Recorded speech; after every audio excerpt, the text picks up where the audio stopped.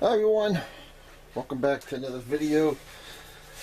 So you can see here, this is my M70 AB2 Yugoslavian AK-47.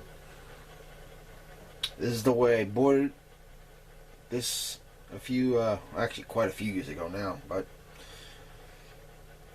after rediscovering this thing last week, I decided to do add a few accessories and do a few upgrades and do some minor stuff. So I'm going to shut this video off, do it, and I'm going to show you what I've done. It's not going to be nothing major, but something I've been thinking about since I found this back in the back of my safe weeks ago. So hold on, we'll be right back, and I hope you like what I did. And we're back. As you can see right away, the black polymer handguards are gone. We've gone with the old time Yugo wood handguards. Not that I have a problem with polymer, but when it comes to my European AKs, I prefer the wood. There's just no problem with this. I mean, this is actually built a lot better than I thought it was. I mean, no heat shield, but this is pretty thick inside here.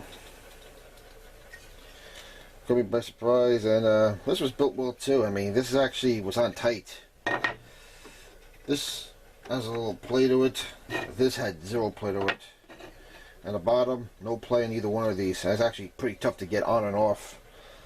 I had to pretty much dress this thing with a lot of oil here to get it to move up. That's how tough it was.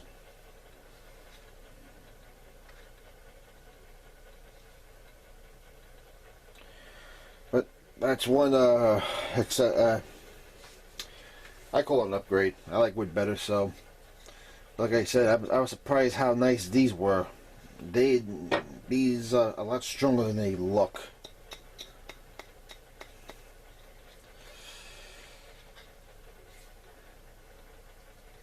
But the reason why I placed it, one, I like black tactical stuff, just not on the European AK. I have no problem on my C39 V2. But on a European AK, to me, or any European AK, it's gotta have wood for me. Whether it's my Wassa 10s or my Yugo M70. The other thing was because this had a lot of plate underneath, and the reason why, it was pretty much worn down right here. Which, you know, didn't really bother me, not the end of the world. Now, I'll hold on to them, just in case if I sell it, I can get them both again, but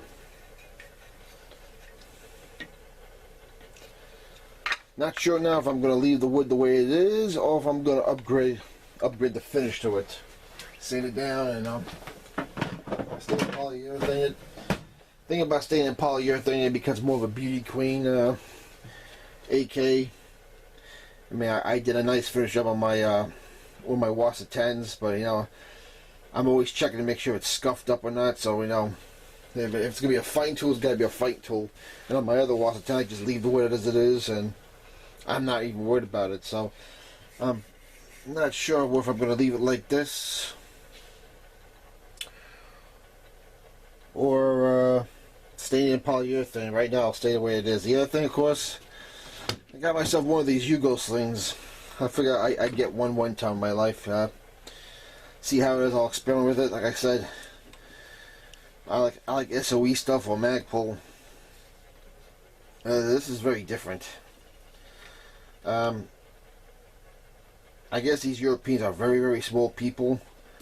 This is nothing like an SOE sling or a unique Casey sling or Magpul sling. It's more of a carry sling, not a something you would want to shoot with. But I figure I get one. Only cost me $10. Only paid $15 for the handguards. And of course, I got myself a bayonet and sheath. Blade looks pretty good now. It was about 40,000 layers of cosmoline on this thing, and the handle, and even the sheath. I must have spent about a good hour getting all that cosmoline off of the polymers. you still got plenty of the inside of the sheath, so every time I put the sheath in, I put the knife in and I take it out, and there you go, more cosmoline. Man, it's great at preserving metal, but man, it's annoying to take off. But the one thing I found out about these bayonets already, it gets screwed on. I mean, you put it on, it'll clip on, but to get it off, you can't screw this thing. I find that very annoying. Very annoying.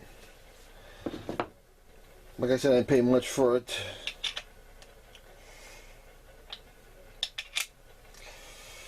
Of course, there's the wire cutters on the sheath.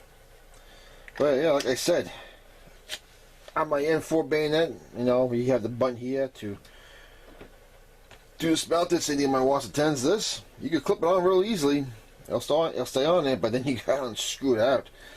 I'm not sure how I feel about that. But the good thing about it is, these handles are a lot more sturdy than the ones on the washers. So, like I said, it is what it is. The other thing is, I was trying to look to replace the vials on my night sights, because on this model you have the night sights and you have the regular day sights.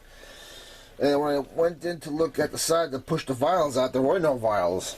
It's just a flip-up thing with two black dots on it. So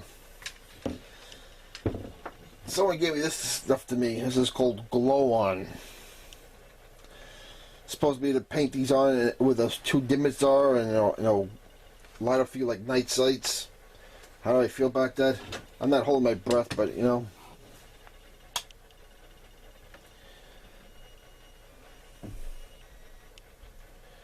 You know what I'm saying? It's gonna need need a few more dipping dot coats. But those are my upgrades for now, or accessories for now. I pretty much got this for show. I think I'm probably gonna get another SOE sling. It's cool to make the gun more authentic, more Yugoslavian, but take this to a training class or whatever. It's good to throw your back, but definitely nothing like an SOE or unique cases sling or a mag pulse sling. So that's it for now. Those are my upgrades. I also have another piece coming in. I got the ordered a vial to replace this night sight over here. It actually does have a vial in it.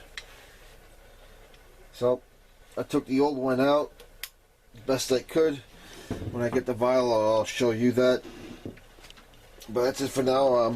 I generally, you know me, if you see my videos, I like my AK simple. I will doll up my ARs and put stuff on them, but to me, an AK, well, to me this is what an AK is. Simple.